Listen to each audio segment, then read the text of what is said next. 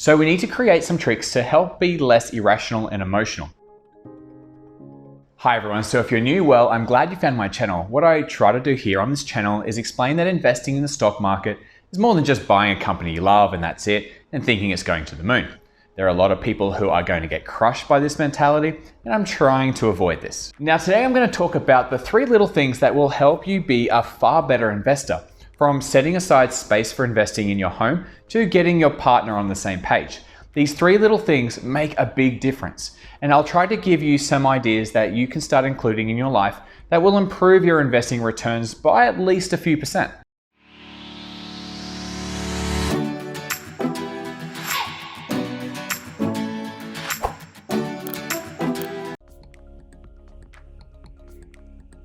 So I've taken a lot of this from Peter Diamandis, who's the founder of the X Prize, Zero Gravity Corporation, and Human Longevity Inc. So here's the analogy. If you've been following developments in artificial intelligence, you know that we can train neural nets to do image recognition.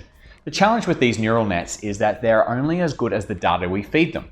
For example, if you show the neural nets thousands of pictures of cats and then you show them a picture of a dog, the algorithm will tell you that the dog is actually a cat and doesn't know any better. And the same is true for our brains, which are also neural nets. If you constantly feed your brain with negative perspectives, your outlook will be negative. You won't know any better. Garbage goes in, garbage comes out. So how are you training your neural net? I mean your brain. Most of us don't realize that we're already doing this training. It operates in the background, for example, through social media echo chambers. What I try to do here is think about what would the best investors be doing with their time. They are probably reading a broader range of books, ignoring the news, but watching documentaries, avoiding social media, but keeping up with the other great minds on Twitter. And these are some of the things that I'm trying to incorporate into my life, but I often get sucked into something useless on YouTube, so I want to work on improving that. Okay, now I'm taking a lot of this section from what I learned from Guy Spier. One of the biggest challenges for any investor is that there are so many forces that mess with our minds. Now, this is my favorite quote from Guy Spier, which he said in his book. The brain itself, which got us to where we are today, is actually the weakest link. It's like a little boat adrift in a sea of irrationality and subject to unexpected storms. And it is poorly understood by scientists, let alone by us as investors. So what he is saying is that we think we are smart and rational, but we are not. We are all emotional, unintelligent, and we can't overcome our shortcomings just because we think we will be more self-aware of them. So we need to create some tricks to help be less irrational and emotional.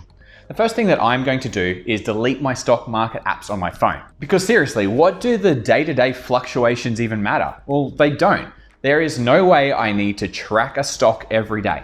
Once the apps are deleted, I have to actively search for the stock prices of each company, which is slowing me down and making it less likely I will check the stock prices so often. The next thing I want to think about is to be in a place that is a bit slower paced. What I mean is, New York is literally called the city that never sleeps. I've been to New York. It's a great city, but everyone is so busy there. This might be great for an active day trader. It makes them more active. But for a long-term investor like me, I need to be patient and I need to think slowly. I need to spend time contemplating and reading.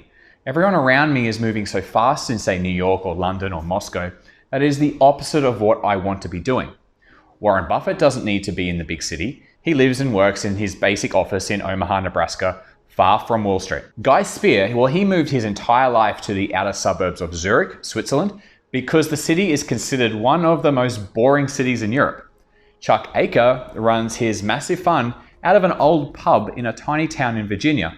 Again, far, far from Wall Street. Now, these examples are for full-time investors, and most of us are not full-time investors.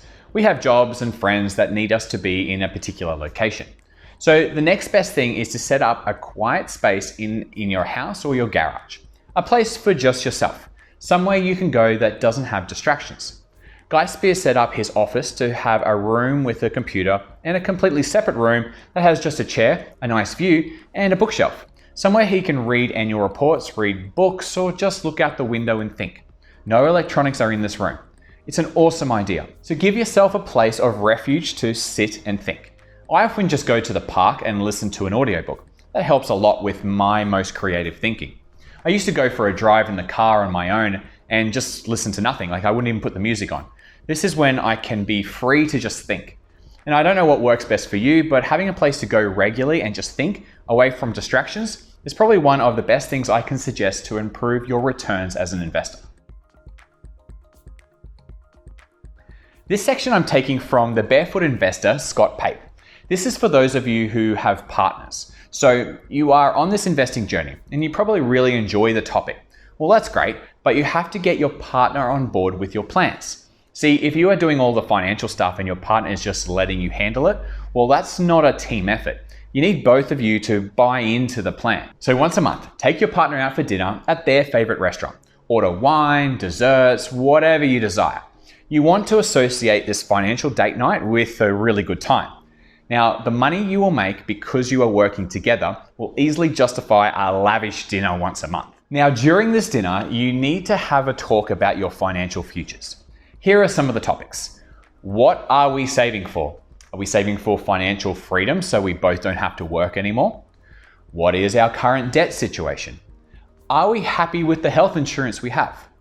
What did we spend our money on last month? So actually come with the bank statements downloaded on your phone and go through each item line by line. Now, during the month, you don't need to then talk about money or any of this other stuff. Save it all up for this financial date night. You need to get your partner onto the same page, and I think this is the best way to have a great, healthy relationship around money. All right, so here are the takeaways. Garbage in is garbage out. What information are you feeding your brain? Is it high quality?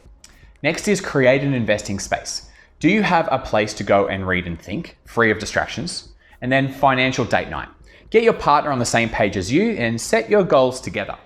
I am confident that these things can improve your returns by a few percentage points. If you want to take investing seriously, then these are the 1%ers that the best in the business do really well. Now, if you do actually get any value out of this video, make sure to hit that like button for me so I can get some feedback, and I'll see you in the next video.